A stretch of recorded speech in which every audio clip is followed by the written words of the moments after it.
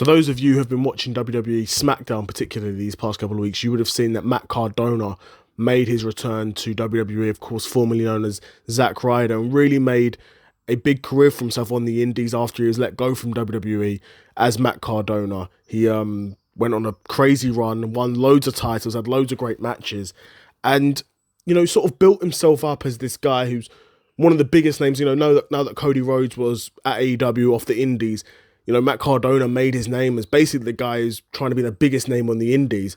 But obviously the entire time he was trying to advertise himself to get a job back at WWE.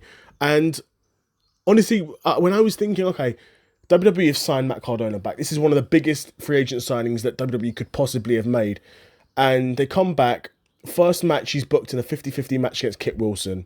And then he loses to Trick Williams. Now, again, the real problem is the one with Kit Wilson. In essence, I understand losing to Trick Williams isn't a bad thing necessarily, because obviously Trick Williams, a former NXT champion, but it's like his second or first match on the main roster. Except against the guy Matt Cardona, who's got, at this point, literally decades of experience.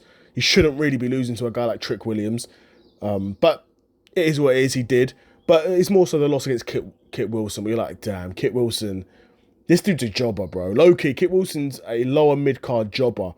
And Matt Cardona's being booked in 50-50 matches. That tells you all you need to know about Matt Cardona's run.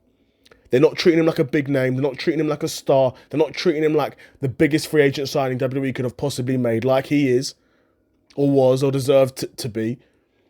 But for Matt Cardona, other than maybe the money, I don't know what the deal's like.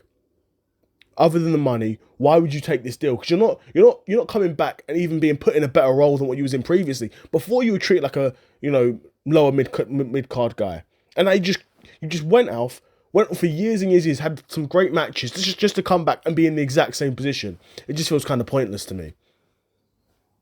Is the point I'm kind of trying to make, is like Matt Cardona's comeback so far has been pointless.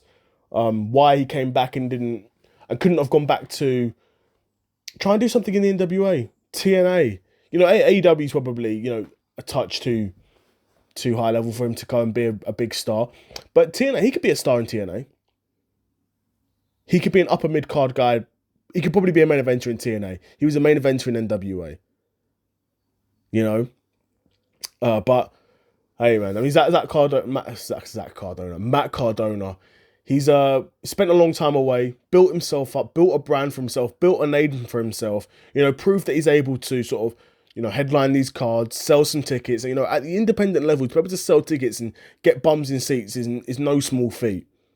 No small feat at all. And Matt Cardona was consistently able to do that for years on the independents. It wasn't a little 6-month run. He was doing it for years, right? And just for him to come back and be treated basically at the same sort of level seems kind of pointless to me.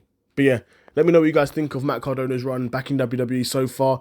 Was you expecting it to be better, or was you seeing once he wrestled Kit Wilson, the writing was pretty much going to be on the wall for him? Let me know what you guys think in the comments below. Another episode of the Seth Solo Side Quest in the bag, and I'm out. Peace.